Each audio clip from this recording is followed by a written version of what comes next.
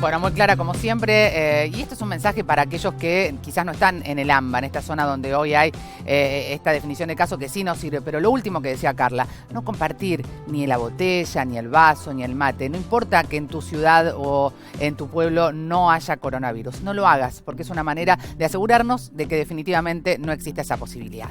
Vamos a hablar de algo que nos interesa mucho, que es la atención, por supuesto, sanitaria en los establecimientos públicos, y si hablamos de hospital público, hablamos del Hospital Posadas, el más grande de la República Argentina, que tiene además un sistema de atención al paciente fantástico. Por eso que vamos a conocer algunos detalles. Si estás en la zona o te atendés allí, de esto te va a interesar, y si no, también te va a interesar, porque es un modelo de atención hospitalaria sumamente importante. Por eso vamos a hablar con Carla Aldazoro. Bien digo, Carla, ¿cómo estás?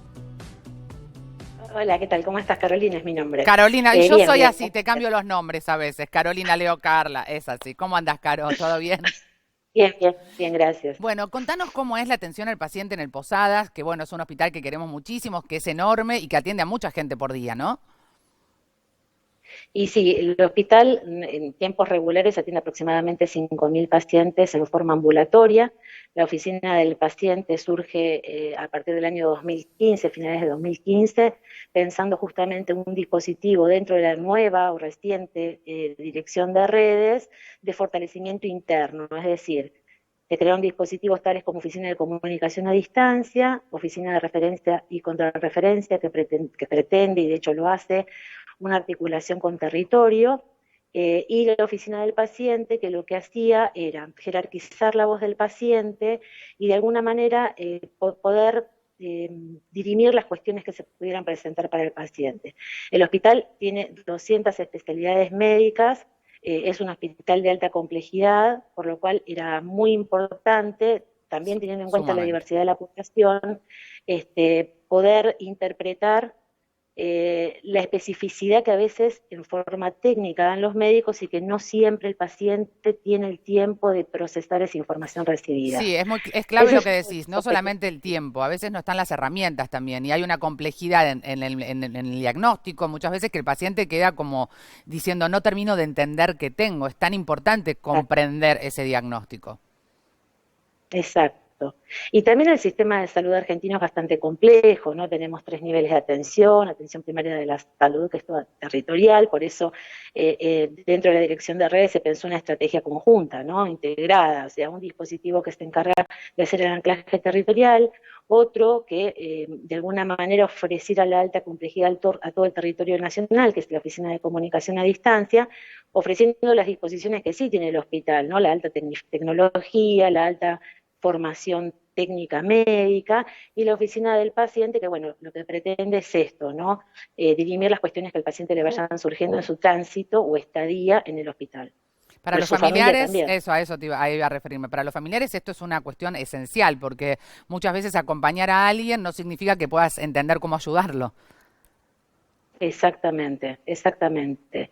Y también hay muchas instancias de articulación. Una de las características que tiene la oficina con esto de jerarquizar la voz del paciente es poder ser dúctil digamos, adecuarse a las nuevas demandas. Entonces, la cuestión sanitaria se vertebra con otras cuestiones, por ejemplo, con las pensiones, son instancias previas, o con la gestión de algunos trámites que dependen de otros organismos, y a veces lo que hacemos es facilitar esa información para que el paciente sepa dónde puede iniciar un trámite acá, pero terminarlo en otro lugar. Fundamental esto que mencionas, ¿no? Porque a veces uno tiene un diagnóstico y hay que hacer no solamente la atención médica, sino un montón de cuestiones colaterales. ¿Ustedes entonces hacen el seguimiento de ese paciente después de que tiene el diagnóstico? Lo asesoramos por lo menos cuáles son las instancias internas que tienen que intervenir si eso no se ofreció en el momento de la internación principalmente, pero el paciente ambulatorio generalmente no es un paciente que, digamos, son competencias del servicio social, específicamente la vinculación con otras instituciones, pero cuando el paciente es ambulatorio a veces lo desconoce, o hay un familiar que toma cartas en el asunto sobre el estado de salud de esa persona y busca información, y generalmente la busca en la oficina del paciente. De hecho, por eso el espíritu de la oficina es ser transversal, digamos, ¿no?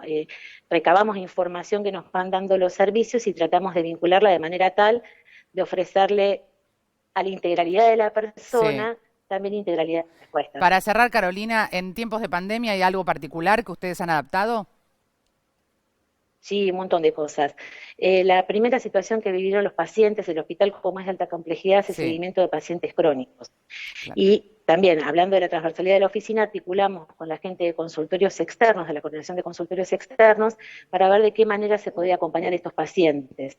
Se pensó en una estrategia, aparte garantizando que no haya distancias de traslado, que no haya personas que se centraran en las salas de espera. Para eso se generó una estrategia que ya la llamamos estrategia 1, 2, 3, en las que toman contacto el paciente a través del centro de comunicación Posadas, se hace una primera intervención, si la consulta tiene mayor especificidad pasa a la oficina del paciente, y si tiene una consulta de tipo técnica médica la pasamos a la coordinación de consultorios externas, garantizando un acceso, aunque sea a un turno telefónico, en pacientes que son seguidos en este hospital.